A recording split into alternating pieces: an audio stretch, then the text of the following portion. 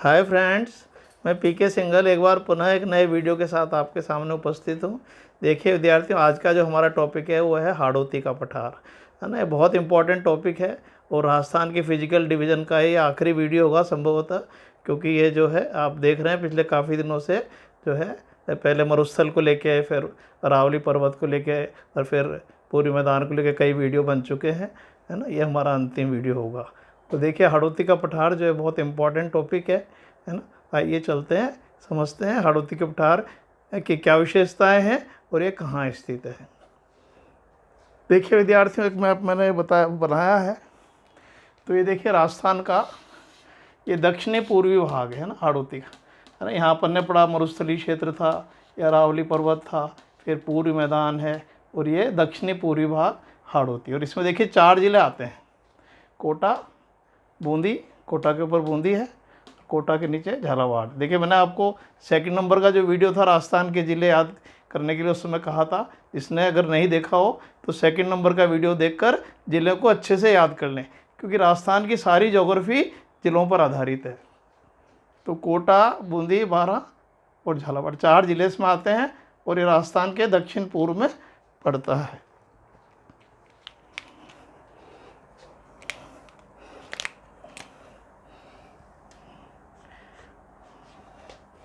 यह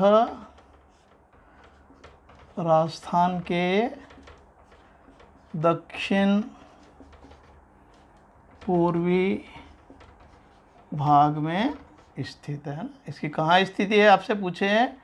कई बार एग्जामिनर जो है दिशा के हिसाब से प्रश्न पूछ लेता है कि हाड़ौती का पठार राजस्थान में कहाँ स्थित है, या राजस्थान में पठारी क्षेत्र कहाँ स्थित है। तो दक्षिण पूर्वी राजस्थान आपको बोलना है। तो दक्षिणी पूर्वी राजस्थान में स्थित है और इसीलिए इसको दक्षिणी पूर्वी पठार भी कहते हैं। इसका एक अन्य नाम क्या है विद्यार्थियों? दक्षिणी पूर्वी पठार, क्योंकि ये राजस्थान के दक्षिण पूर्वी भाग में पड़ता है। इसमें देखिए यदि हम जिलों की बात करें तो मोटे रूप से 4 जिले इसमें शामिल किए जाते हैं। कोटा हो गया, जो मैंने आपको मैप पर भी बता दिया, कोटा, बूंदी,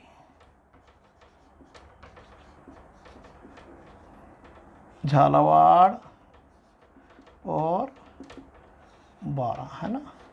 तो ये देखिए 4 जिलों का क्षेत्र इसमें आता है। यद्यपि ऐसा नहीं है, थोड़ा इधर भीलवाड़ा का क्षेत्र भी आता है, इधर सवाई माधोपुर का भी थोड़ा क्षेत्र है, ये चित्तौड़ वाला हिस्सा भी इसमें आता है। तो यदि अन्य जिलों में कौन कौन से ज़िले और इसमें इसके भाग आते हैं, चित्तौड़ के कुछ भाग आते हैं, है ना, भीलवाड़ा के कुछ भाग भी इसमें आते हैं। तो चित्तौड़ और भीलवाड़ा का कुछ क्षेत्र भी इसमें आता है, क्योंकि देखिए जो मेवाड़ का जो चित्तौड़ वाला हिस्सा है, मेवाड़ का पठार, है ना, और एक है ऊपर माल का पठार, ये चित्तौड़ और भीलवाड़ा से संबंधित हैं। ये दोनों ही हाड़ौती के पठार के भाग हैं, है ना। आपसे पूछे कि ऊपर माल का पठार किसका भाग है? हाड़ौती के पठार का। मेवाड़ का पठार किसका भाग है ना। देखिए इधर ये जो चित्तौड़ है, यहाँ पर देखिए चित्तौड़ का कुछ भाग इधर है, कुछ भाग यहाँ पर है। तो ये मेवाड़ के क्षेत्र में आता है। और इधर देखिए विद्यार्थियों भीलवाड़ा है ये। तो यहाँ से ऊपर माल का पठार आता है। देखिए ऊपर माल का जो पठार है, ये देखिए एक जगह है बिजोलिया। बिजोलिया भीलवाड़ा में स्थित है। और चित्तौड़ में एक जगह है भैंसरोड़गढ़। भैंसरोड़गढ़ कहाँ है? चित्तौड़गढ़ डिस्ट्रिक्ट में है। तो इन दोनों के बीच का जो पठार है, इसके दोनों के बीच के पठार को ही ऊपर माल का पठार कहा जाता है। ये भी अलग से इंपॉर्टेंट प्रश्न अक्सर पूछ लेते हैं। ऊपर माल का पठार कहाँ स्थित है? बिजोलिया से भैंसरोड़गढ़ के बीच। और ये जो है किन जिलों में फैला है? तो ये भीलवाड़ा और चित्तौड़गढ़ में। तो इसलिए मैंने आपसे कहा हाड़ौती के साथ साथ चित्तौड़ और भीलवाड़ा के क्षेत्र भी इसमें शामिल किए जाते हैं।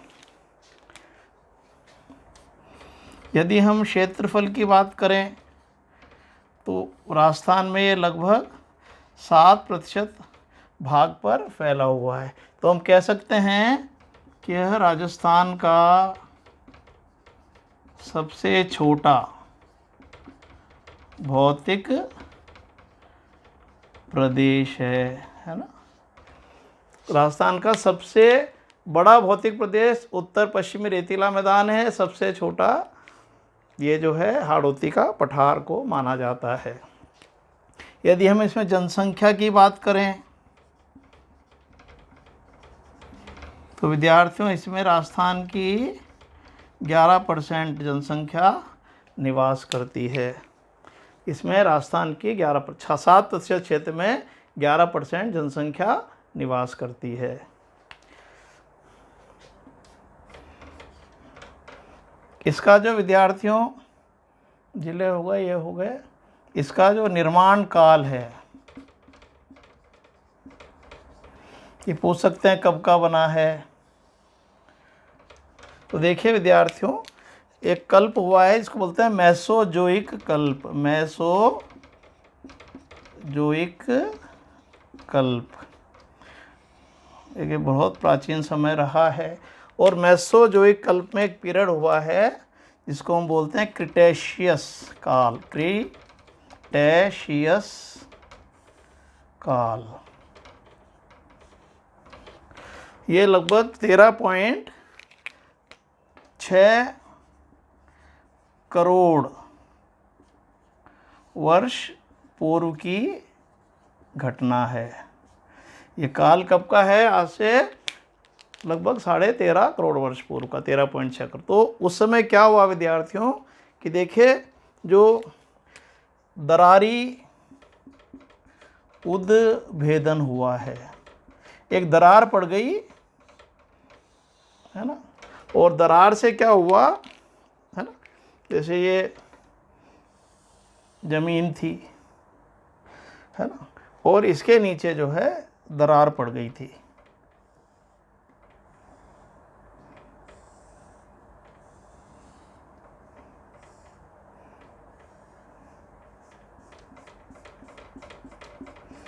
तो एक बहुत बड़े क्षेत्र में दरार पड़ने से क्या हुआ विद्यार्थियों, जो लावा था ज़मीन के नीचे क्या था, चट्टानें थी। जब क्या होता है दरार पड़ जाती है तो दबाव कम होने से चट्टानें पिघल जाती हैं।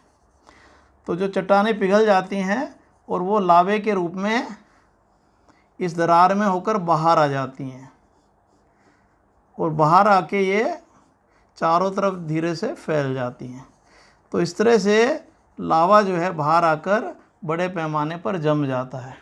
तो इस तरह से देखिए जो लावा था वो दरार में से होके ऊपर आ गया। तो इसको हम बोलते हैं दरारी उद्भेदन। ज़मीन के नीचे दरार पड़ने से लावा बाहर आ गया और ये फैल गया।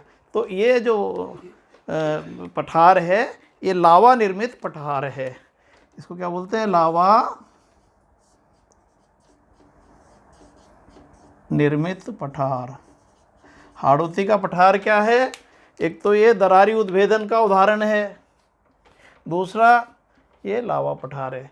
ज़मीन के अंदर से जो लावा आया और ऊपर आकर जम गया बहुत बड़े क्षेत्र में, और उसके कारण लावा जमने से ये पठारी क्षेत्र बना है। ये कब की बात है? क्रिटेशियस काल की। क्रिटेशियस काल कब था? आज से 13.6 करोड़ वर्ष पूर्व मेसोजोइक कल्प में। तो ये जो है इसका निर्माण काल है क्रिटेशियस काल। और देखिए विद्यार्थियों, लावा जब ज़मीन के अंदर से आता है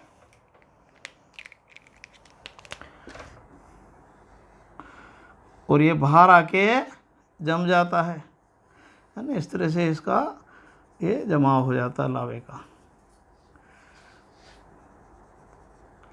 ज़मीन के अंदर आने से ये लावा, और है ना ये सरफेस एरिया हो गया है, लैंड पार्ट हो गया। तो देखिए विद्यार्थियों, जब लावा बाहर आता है और जम जाता है तो इसके कारण जो चट्टान बनती है उसको हम बोलते हैं बेसाल्ट। तो विद्यार्थियों ये जो है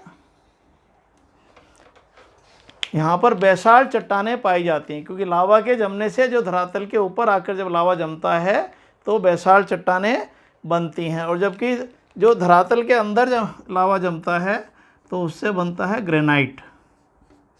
तो ये ध्यान रखना, ग्रेनाइट और बेसाल्ट में क्या अंतर है कि जो लावा ज़मीन के अंदर जमता है उसको ग्रेनाइट कहते हैं, और जब लावा बाहर आकर जमता है तो उसको बेसाल्ट कहते हैं। तो इस क्षेत्र के काफ़ी भाग में क्रेटेशियस काल में लावा आकर जम गया था, और उसके कारण जो है ये पठार का निर्माण हुआ, और जब लावा जमा तो उससे बेसाल्ट चट्टान बनी।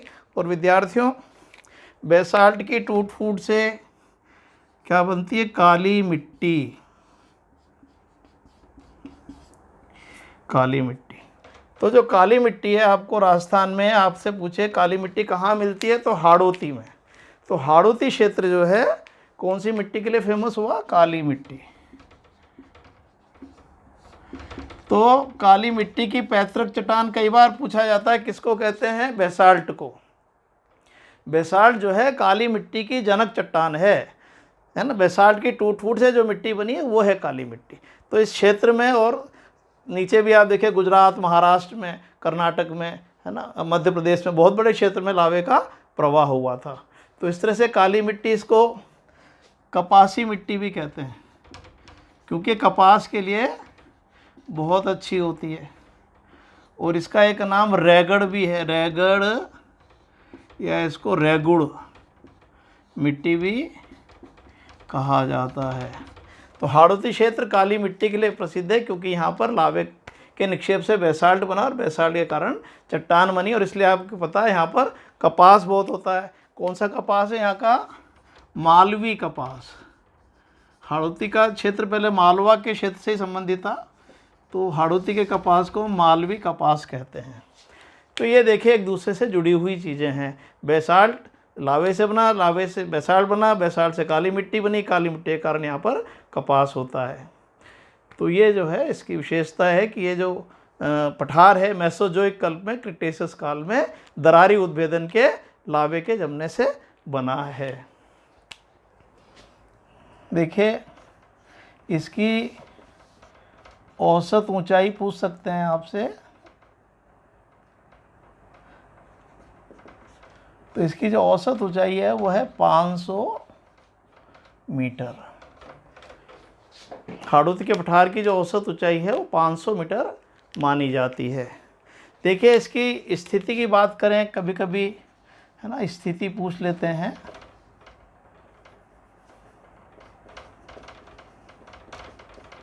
अक्षांशीय और देशांतरीय संदर्भ में देखिए मैं एक छोटा सा अलग से नक्शा बना देता हूँ।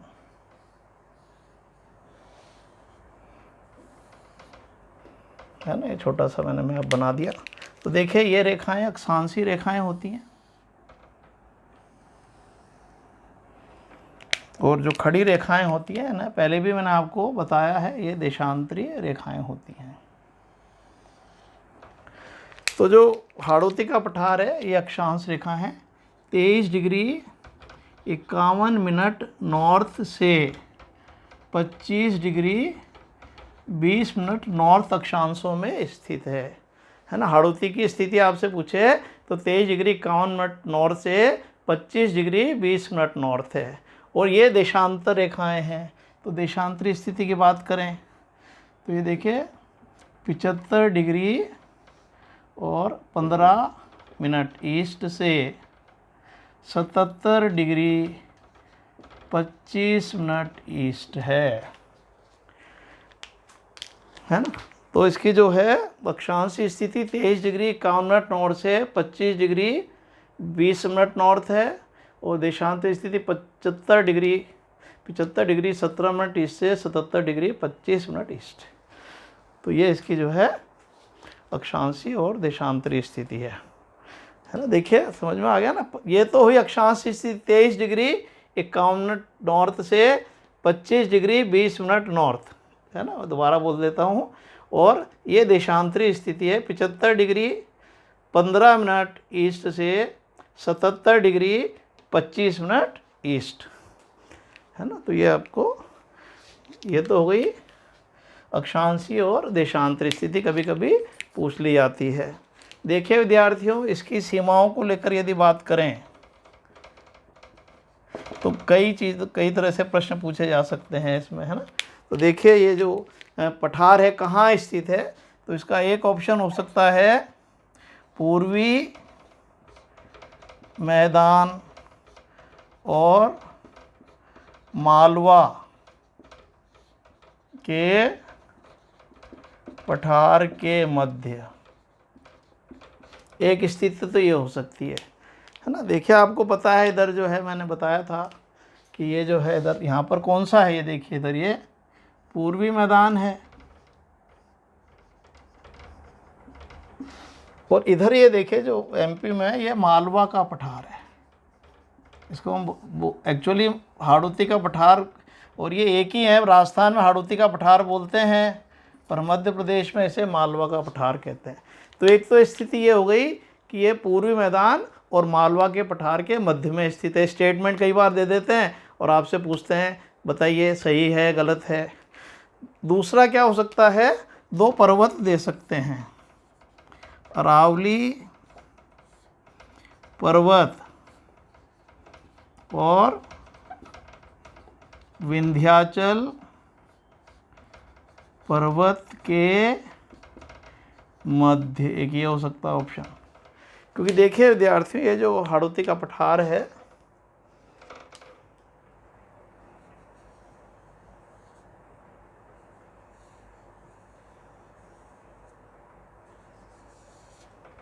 तो इस ये हाड़ौती के पठार के इधर तो देखिए आपको पता है अरावली पर्वत हैं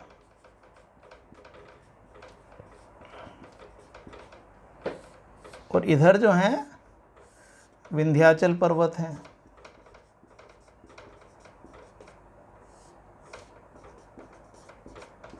तो ये भी एक स्थिति है कि ये जो हाड़ौती का पठार है ये किसके बीच स्थित है, अरावली पर्वत और विंध्याचल पर्वत, है ना। ये आए हुए प्रश्न है इसलिए मैं आपको बता रहा हूँ। तो इसकी स्थिति पूर्वी मैदान और मालवा के पठार के बीच आ सकती है ना। अरावली पर्वत विंध्याचल पर्वत के बीच आ सकती है तो भी सही होगा।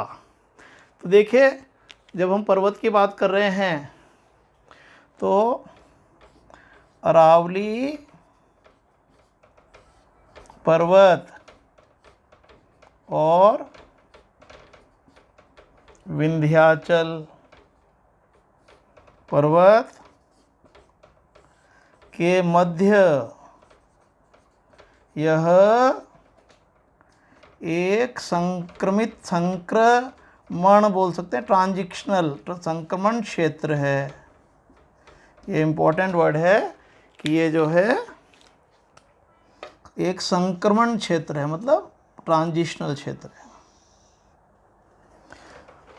है ना।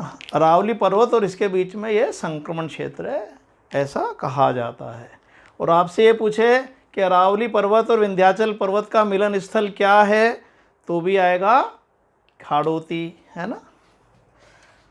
अरावली और, है ना, इसको लेके देखिए कई सारे प्रश्न आ चुके हैं पहले भी। और विंध्याचल पर्वत का मिलन स्थल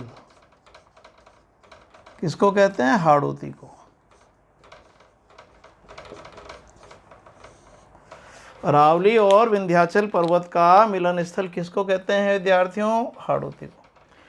देखिए यहाँ पर जो है एक पहाड़ी है हाड़ौती में, इसको बोलते हैं मुकंदरा हिल्स, मुकंदरा हिल्स। और इसी के नाम पर राजस्थान का तीसरा राष्ट्रीय उद्यान भी हाड़ौती में स्थापित किया गया है, मुकंदरा हिल्स राष्ट्रीय उद्यान। तो ये कहा जाता है कि जो मुकंदरा हिल्स है ये विंध्याचल पर्वत की ही श्रेणी है। राजस्थान में हाड़ौती में जो मुकंदरा हिल्स है वो विंध्याचल पर्वत की ही श्रेणी है, इसलिए अरावली और विंध्याचल पर्वत का मिलन स्थल हाड़ौती। और हाड़ौती में और बूंदी में, कोटा में जो भी पहाड़ियाँ हैं वो अरावली की ही बिखरी हुई पहाड़ियाँ हैं। तो ये इस तरह को लेकर प्रश्न आ सकते हैं। और एक प्रश्न और है जो बड़ा इम्पोर्टेंट है, कई बार आया हुआ है,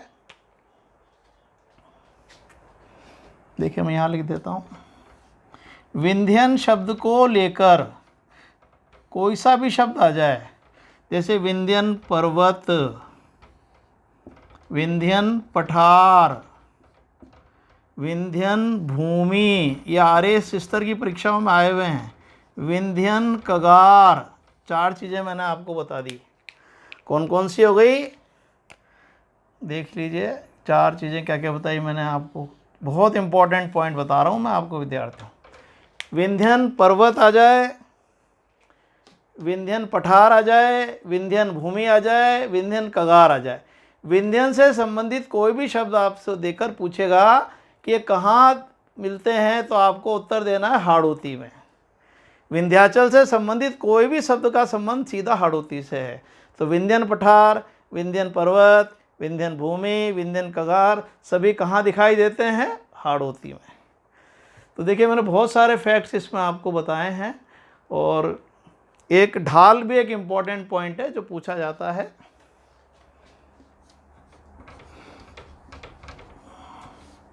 इसका जो ढाल है विद्यार्थियों बहुत इंपॉर्टेंट है, दक्षिण से उत्तर की ओर।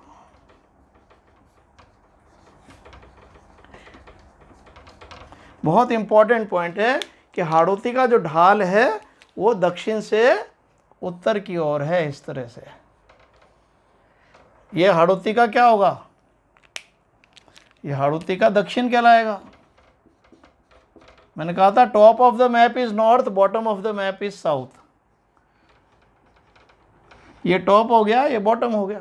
तो हाड़ौती में देखिए जो ढाल है वो दक्षिण से उत्तर है। तो राजस्थान में कहीं भी आपसे पूछ सकते हैं कि राजस्थान के किस क्षेत्र का जो ढाल है वो दक्षिण से उत्तर की ओर है, तो हाड़ौती का ढाल दक्षिण से उत्तर की ओर है। इसलिए राजस्थान में नदियाँ विपरीत दिशा में कहाँ बहती हैं, विपरीत दिशा किसको बोलते हैं, दक्षिण से उत्तर को। इसलिए हाड़ौती की नदियाँ जो हैं दक्षिण से उत्तर दिशा में बहती हैं। हाड़ौती की नदियाँ दक्षिण से उत्तर बहती हैं। ये बहुत इंपॉर्टेंट पॉइंट है जो मैं बता रहा हूँ। क्यों बहती हैं, क्योंकि इसका ढाल दक्षिण से उत्तर की ओर है। ठीक है, तो देखिए मैंने बहुत सारे फैक्ट्स इसमें बता दिए। और अब ये देखो, इसका आप एक स्क्रीनशॉट खींच लीजिए। अभी विद्यार्थियों और भी बातें हैं, तो उसके बाद मैं इसको मिटा के, है ना, आप इसको अच्छे से इसका स्क्रीनशॉट खींच लीजिए। और एक बार इसको रिवाइज करा देता हूँ, और फिर इसको जो है और बातें भी इसकी अभी अपन देखते हैं। तो देखिए 4 जिलों में है, कोटा, बूंदी, झालावाड़, बारां, है ना। और ये एमपी से घिरा हुआ क्षेत्र, इधर एमपी है ना। और ये राजस्थान के दक्षिण पूर्व में स्थित है ना। इसकी लोकेशन पूर्वी मैदान और मालवा के पठार के बीच स्थित है।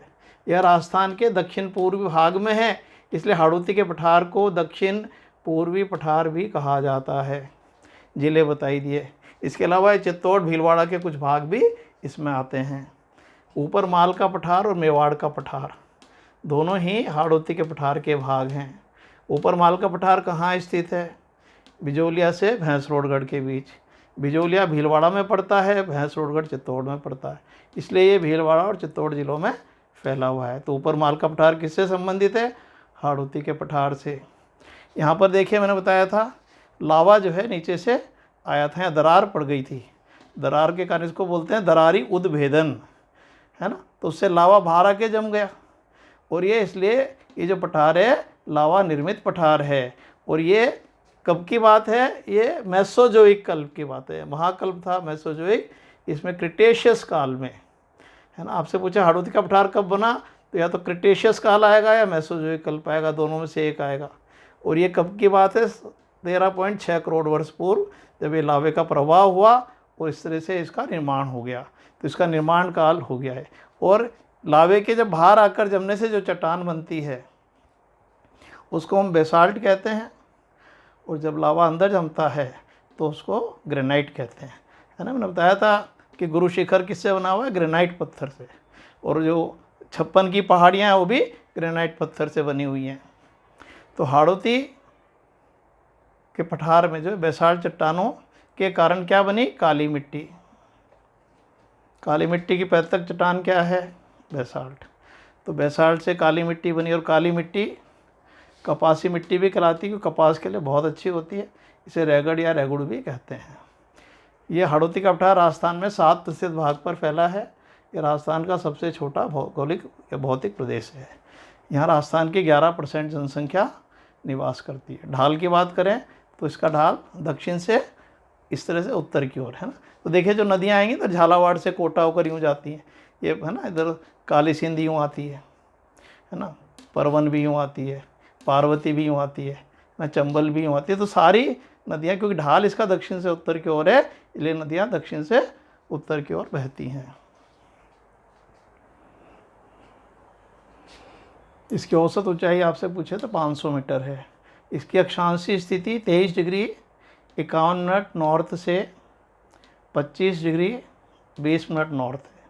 ये देशांतरी स्थिति है 75 डिग्री 15 मिनट ईस्ट से 77 डिग्री 25 मिनट ईस्ट, है ना। ये ढाल हो गया। और इसकी सीमाओं की बात करें तो मैंने बता ही दिया। एक तो ये है कि ये पूर्वी मैदान और मालवा के पठार के बीच में है। दूसरा अरावली पर्वत और विंध्याचल पर्वत के बीच में स्थित है। ये दोनों का संक्रमण क्षेत्र है। ये लिखा ना, संक्रमण क्षेत्र। अरावली पर्वत और विंध्याचल के मध्य स्थित यह संक्रमण क्षेत्र है, ट्रांजिशनल जोन है। और अरावली पर्वत और विंध्याचल पर्वत का मिलन स्थल हाड़ौती है, ठीक है। और जो मुकंदरा हिल्स है हाड़ौती में, वो विंध्याचल की ही श्रेणी मानी जाती है। ये विंध्याचल पर्वत की ही श्रेणी है। और यहीं पर जो है तीसरा राष्ट्रीय उद्यान भी स्थापित किया गया है। तो अब इसका जो है स्क्रीनशॉट आपने ले लिया होगा। मैं इसको मिटाता हूँ ताकि इसकी और क्या विशेषताएं हैं, देखो हम इसको आगे देखते हैं।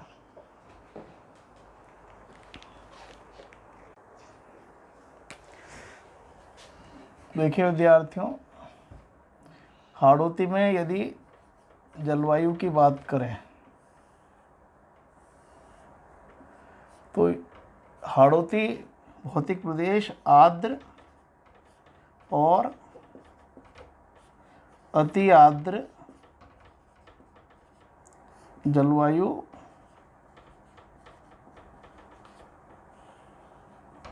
प्रदेश में शामिल किया जाता है।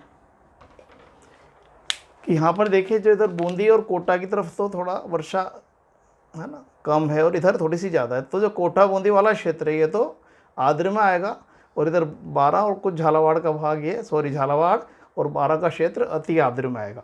तो हाड़ौती क्षेत्र कुल मिला के आर्द्र और अति आर्द्र जलवायु में स्थित है। यहाँ जो वर्षा की स्थिति देखिए, हाड़ौती में वर्षा का जो औसत है 80 सेंटीमीटर से 120 सेंटीमीटर देखने को मिलता है। क्योंकि यहाँ पर ये अति आर्द्र क्षेत्र है, इसलिए राजस्थान में सर्वाधिक वर्षा का क्षेत्र होने से यहाँ जो वर्षा है 80 से 120 सेंटीमीटर होती है। देखिए सर्वाधिक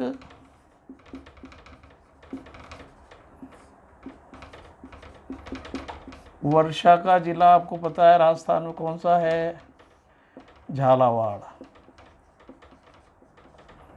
है ना। तो देखिए राजस्थान में सर्वाधिक वर्षा का जिला झालावाड़ है, और यहाँ पर 100 सेंटीमीटर वर्षा होती है। तो यह भौतिक प्रदेश इस विशेषता के लिए भी प्रसिद्ध है कि राजस्थान में सर्वाधिक वर्षा का जिला इसी भौतिक प्रदेश में स्थित है। झालावाड़ में 100 सेंटीमीटर वर्षा होती है, जो एक ज़िले में सर्वाधिक मानी जाती है। तो ये आर्द्र और अति आर्द्र जलवायु का क्षेत्र है। वनस्पति की दृष्टि से हाड़ौती एक समृद्ध क्षेत्र है ना। पर्याप्त मात्रा में यहाँ वनस्पति पाई जाती है। यदि हम वन्य जीव की बात करें तो देखिए यहाँ पर जो है, वैसे तो अभयारण्य कई हैं, पर एक तो राष्ट्रीय उद्यान, हाड़ौती में राष्ट्रीय उद्यान कौन सा है? यहाँ पर देखिए मुकंदरा हिल्स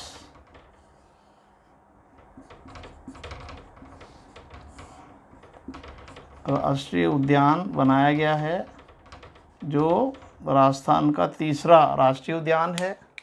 इसकी जो स्थापना है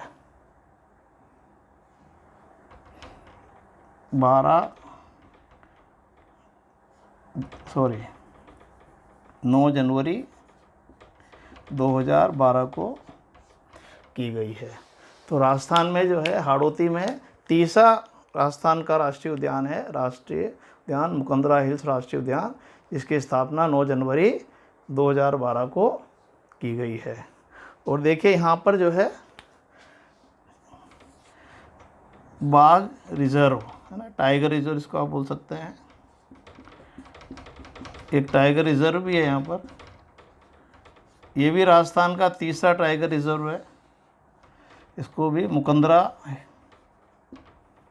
हिल्स के नाम पर ही इसका नाम है, मुकंदरा हिल्स टाइगर रिजर्व। देखिए इसकी भी स्थापना जो है 9 अप्रैल 2013 को की गई है।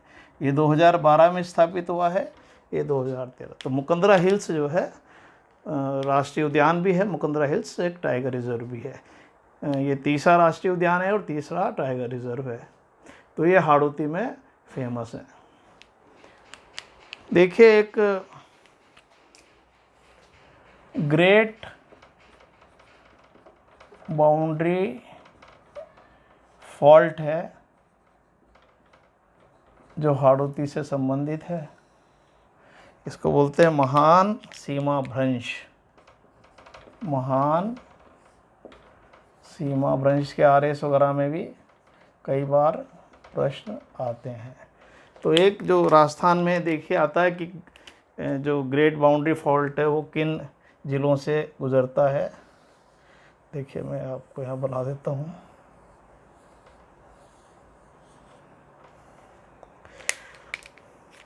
तो देखिए ये एक पूरा बाउंड्री फॉल्ट है जो पूर्वी मैदान से इसको अलग कर रहा है।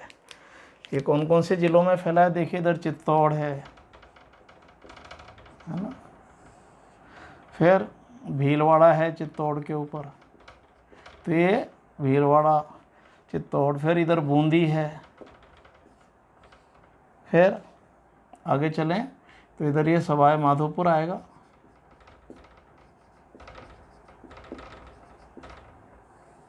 और फिर इधर आएगा करौली। तो ये देखिए ये बाउंड्री फॉल्ट इन ज़िलों से होकर गुज़र रहा है, ये आपसे पूछा जा सकता है, इम्पॉर्टेंट क्वेश्चन है। तो ये जो है हाड़ौती का जो क्षेत्र आप देख रहे हैं ये, तो ये पूरा एक ये बाउंड्री फॉल्ट है जो पूरे मैदान को हाड़ौती से अलग कर रहा है। तो ये बहुत इम्पोर्टेंट है कि जो ग्रेट बाउंड्री फॉल्ट है, महान सीमा भ्रंश किन जिलों से गुजरता है? राजस्थान के चित्तौड़, भीलवाड़ा, बूंदी, सवाई माधोपुर और करौली से, है ना। और ये जो है हाड़ौती का जो पठार है इसको पूर्वी मैदान से अलग करता है। तो इसको याद कर लीजिए, बहुत इंपॉर्टेंट पॉइंट है और अक्सर पूछा जाता है। अब देखिए इसके जो है उपविभाग की बात करें हम,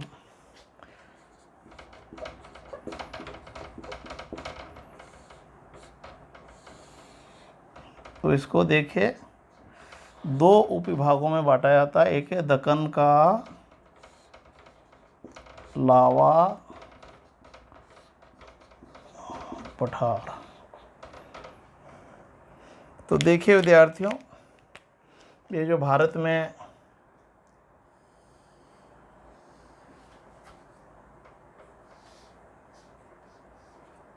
ये पूरा प्रायद्वीपीय क्षेत्र है और यहाँ पर देखिए पूरे क्षेत्र में लावे का प्रवाह हुआ था। तो ये जो देखिए यहाँ पर है महाराष्ट्र में, है ना, फिर ये गुजरात राज्य में, इधर एमपी में, और इधर कर्नाटक में, है ना, और इधर ये राजस्थान का आप देख रहे हैं ये राजस्थान का दक्षिणी पूर्वी भाग, जो एक्चुअली हाड़ौती जिसको कहते हो। तो इन समस्त क्षेत्रों में जो है लावे का प्रवाह हुआ था। तो ये जो सारा क्षेत्र आपको दिखाई दे रहा है विद्यार्थियों, दक्षिणी प्रायद्वीपीय पठार पर है ना, इसमें ये गुजरात, महाराष्ट्र, कर्नाटक, एमपी में सब जगह लावे का प्रभाव होता है। मैंने पहले बताया था आपको, जो दरारी उद्भेदन हुआ था उसके कारण चारों तरफ लावा फैल गया था। इसलिए ये जो लावा पठार है पूरा, यही क्षेत्र जो है हाड़ौती के अंतर्गत भी आता है। तो हाड़ौती में जो है ये झालावाड़, कोटा इस साइड में विशेष रूप से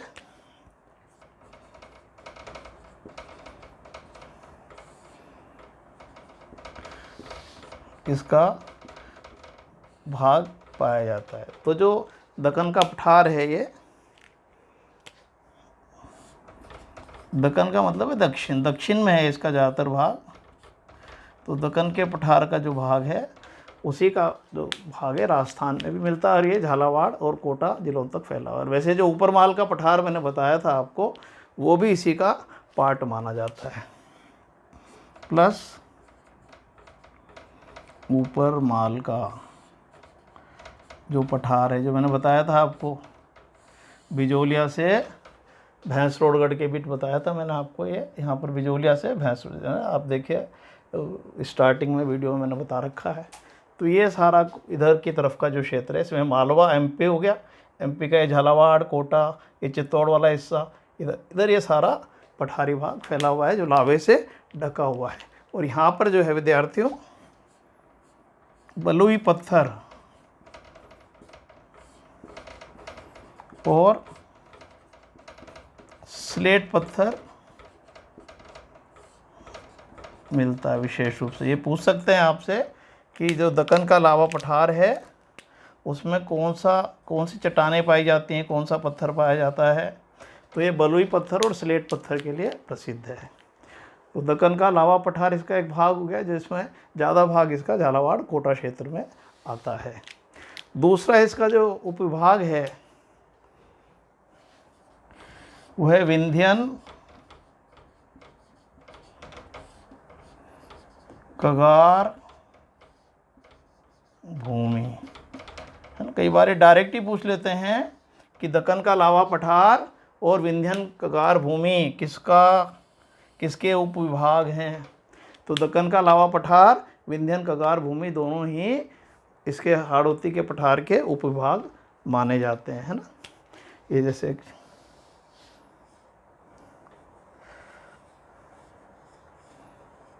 जो है ना आपका हाड़ौती का पठार, तो देखिए इधर इसको है ना, ये जो इधर का हिस्सा है, ये वाला कोटा झालावाड़ का इधर है, तो ये इस तरह से मान लो आप। तो ये जो इधर का हिस्सा हो गया, ये पूरा इधर आगे तक जा रहा है, ये धौलपुर करौली तक फैला हुआ है। इसका विस्तार जो है इधर आगे ये सवाई माधोपुर,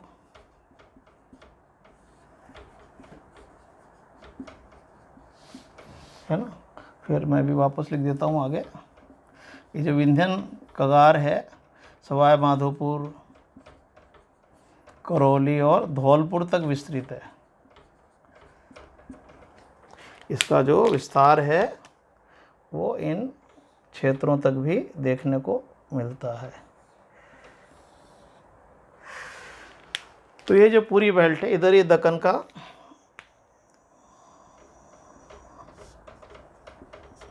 लावा पठार कहलाता है, कोटा झालावाड़ साइड में।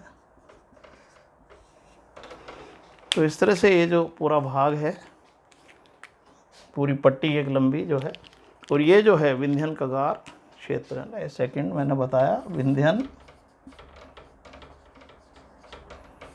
कगार भूमि बहुत इंपॉर्टेंट। कगार का मतलब होता है किनारा, विंध्याचल के किनारे की भूमि, क्योंकि भारत में पूरा विंध्याचल पर्वत ही इस तरह से फैला हुआ है लंबा। तो इसका जो पश्चिमी भाग है वो राजस्थान में आता है। तो विंध्याचल पर्वत से ही बना हुआ शब्द है विंध्यन कगार भूमि, है ना। और ये जो है, इसकी जो औसत ऊंचाई है लगभग 350 से 550 मीटर तक देखने को मिलती है। और ये जो है विशेष रूप से पूछा जाता है किन चट्टानों के लिए प्रसिद्ध है, तो ये जो है बलुआ पत्थर के लिए प्रसिद्ध है। इसको इंग्लिश में बोलते हैं सैंड स्टोन।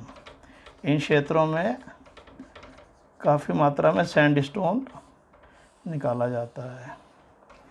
तो देखिए जो दक्कन का लावा पठार है वो बलुई पत्थर और स्लेट पत्थर दोनों मिलते हैं, और यहाँ पर जो है बलुआ पत्थर सैंड स्टोन मिलता है।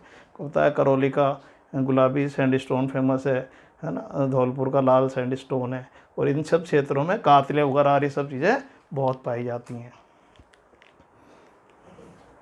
तो ये जो है ये पूरा विंध्यन कगार क्षेत्र हो गया आपका, जो धौलपुर करौली तक। पहले पर अपन हाड़ौती की बात करते हैं, पर इसका जो विस्तार है वो धौलपुर करौली तक भी देखने को मिलता है।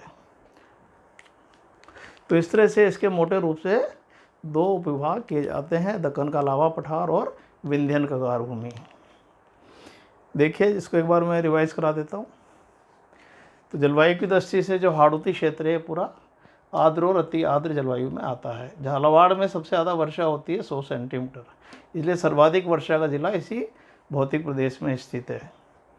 यहाँ औसत वर्षा 80 से 120 सेंटीमीटर होती है। वनस्पति और वन्यजीव की दृष्टि से धनी है। यहाँ पर एक राष्ट्रीय उद्यान मुकुंदरा हिल्स राष्ट्रीय उद्यान है, जिसकी स्थापना 9 जनवरी 2012 को हुई है, और एक टाइगर रिजर्व है जो मुकुंदरा हिल्स टाइगर रिजर्व है, इसकी स्थापना 9 अप्रैल 2013 को की गई है। और ये महान सीमा भ्रंश ग्रेट बाउंड्री फॉल्ट है जो हाड़ौती को पूर्व मैदान से अलग कर रहा है। ये चित्तौड़, भीलवाड़ा, बूंदी, सवाईमाधोपुर, करौली जिले तक विस्तृत है। इसके दो उपविभाग हैं, दक्कन का लावा पठार, विंध्यन कगार भूमि। जो दक्कन का लावा पठार है ये झालावाड़, कोटा के क्षेत्रों में फैला हुआ है, और इसका विस्तार ये भीलवाड़ा, चित्तौड़ में भी है, जो ऊपर माल के पठार के नाम से जाना जाता है।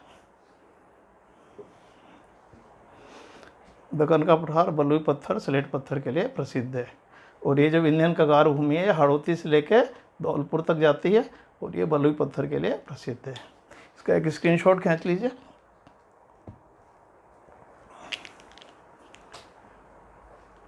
देखिए इसकी कुछ बातें और हैं।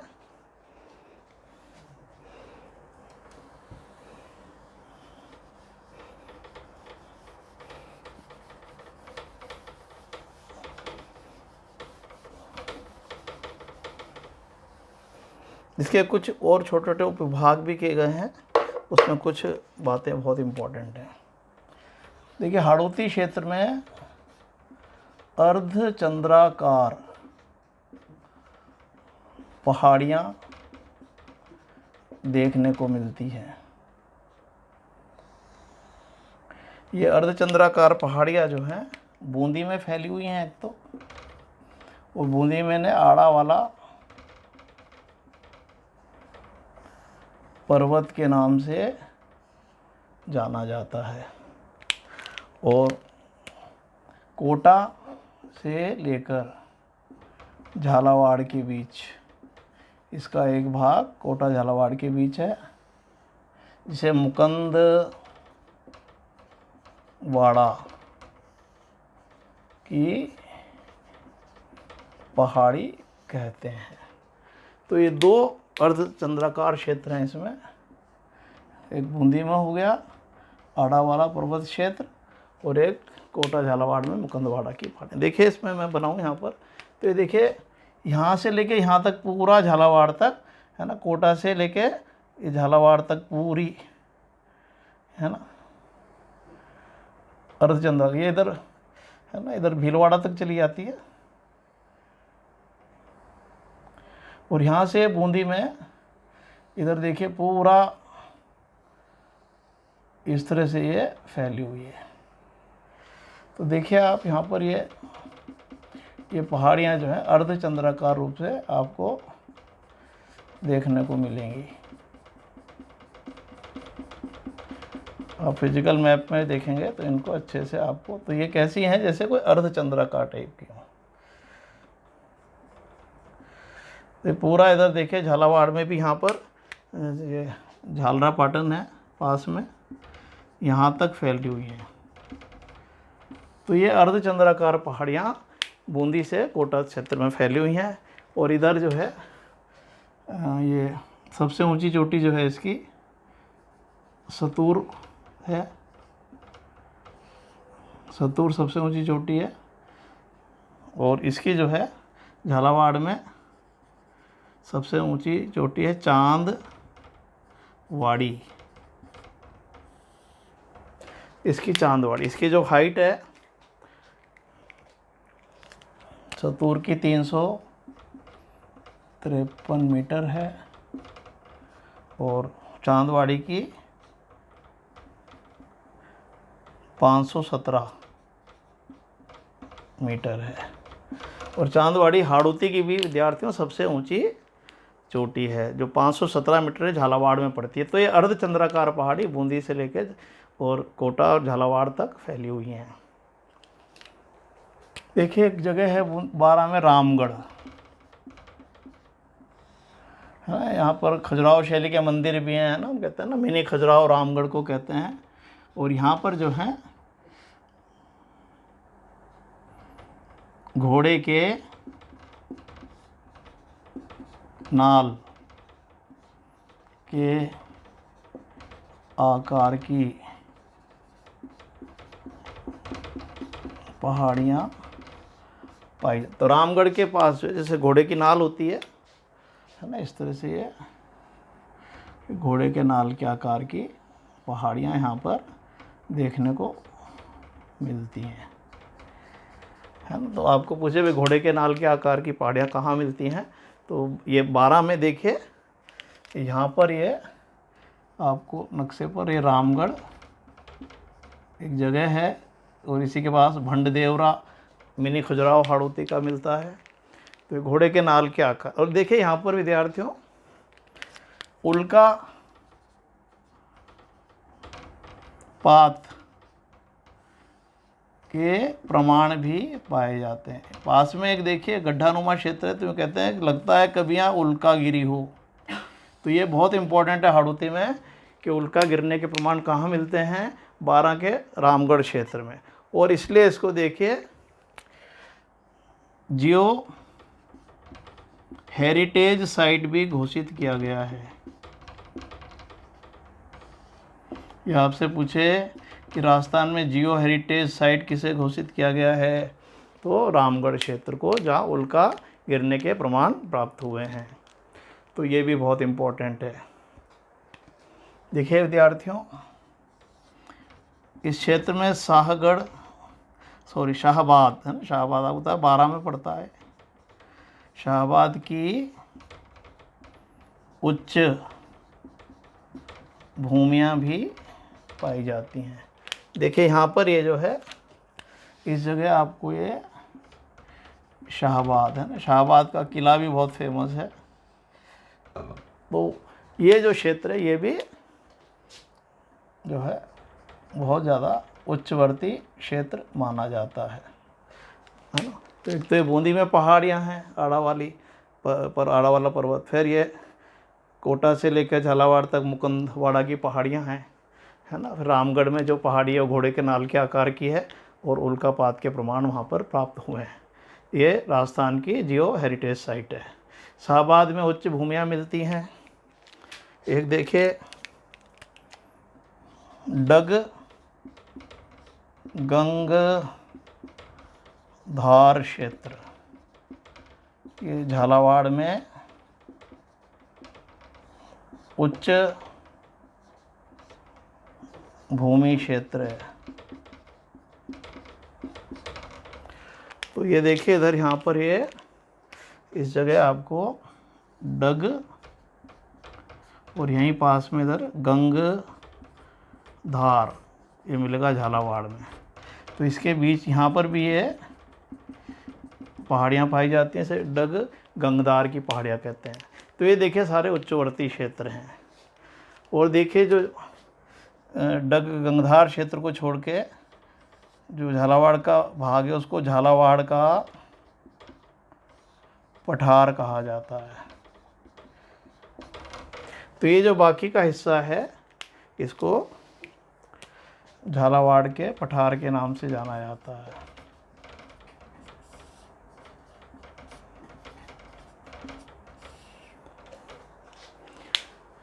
तो फिजियोग्राफिकली देखिए विद्यार्थियों कई चीज़ें फेमस है। और देखिए क्या है, यहाँ कुछ नदियाँ हैं जिन्होंने कांप मिट्टी को बिछाया है और मैदानी भाग की रचना की है। तो ये देखिए हाड़ौती में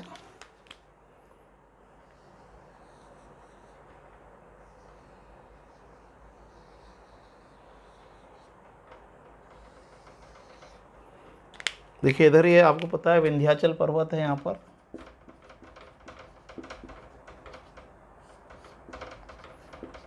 एमपी साइड में।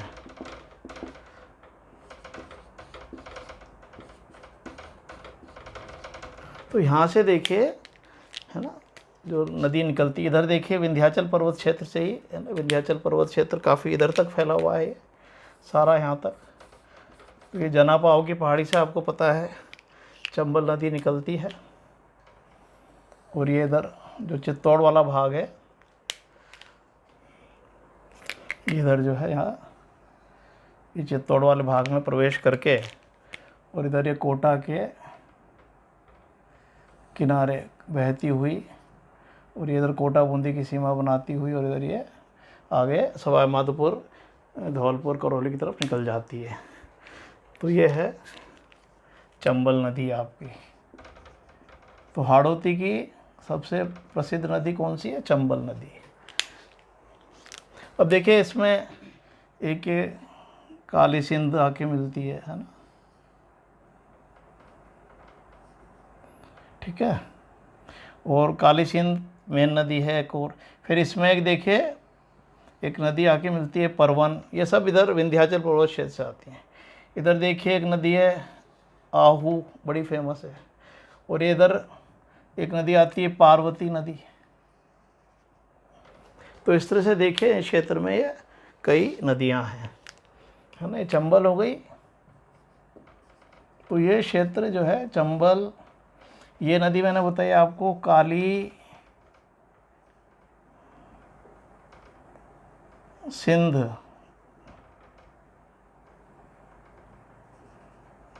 काली सिंध नदी, है ना ये। और देखिए कौन कौन सी नदी हो गई, ये हो गई पार्वती नदी, है ना, ये हो गई परवन। ये हाड़ौती की प्रमुख नदियाँ। और ये देखिए कौन सी है, आहू। फिर इनकी और सहायक नदियाँ हैं, है ना।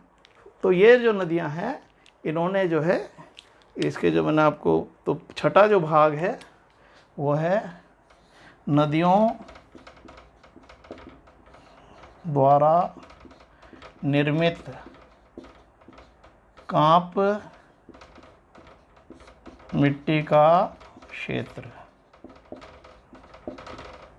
तो हाड़ौती में देखिए अनेक नदियां हैं, चंबल, काली सिंध, पार्वती, परवन। तो इनके किनारे जो है इन्होंने देखिए ये है ना पूरी कांप मिट्टी इसके आसपास बिछा दी है इन्होंने।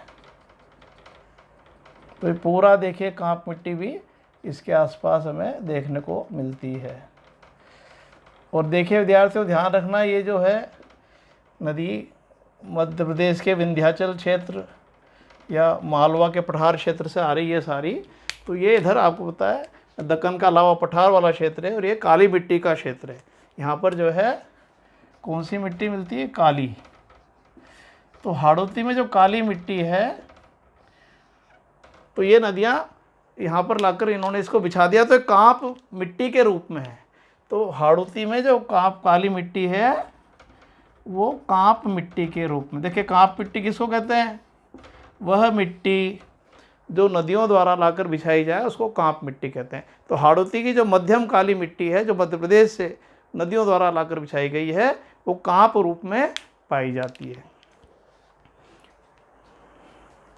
देखिए इसका स्क्रीनशॉट खींच लीजिए।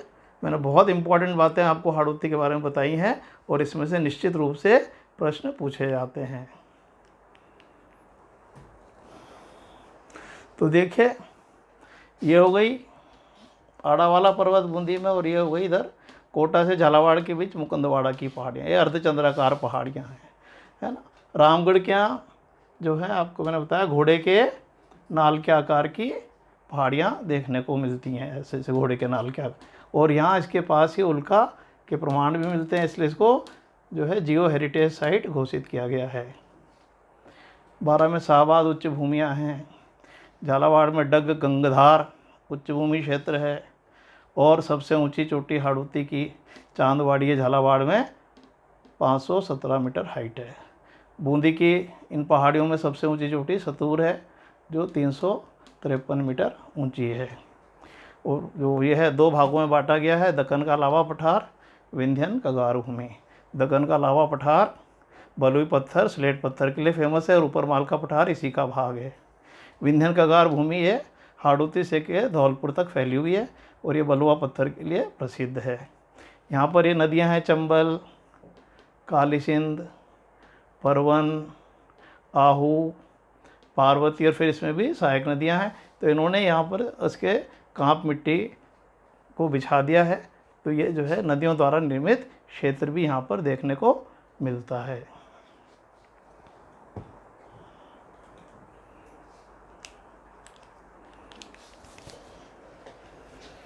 तो विद्यार्थियों देखिए, आज जो हमारा भौतिक प्रदेश पूरा हो गया, और ये इसका अंतिम वीडियो था। और हाड़ौती की पठार से संबंधित बहुत सारी महत्वपूर्ण बातें मैंने आपको इसमें बताई हैं, इसको आप बहुत अच्छे से याद करिएगा। ठीक है, अब मिलते हैं नेक्स्ट वीडियो में। थैंक यू, धन्यवाद।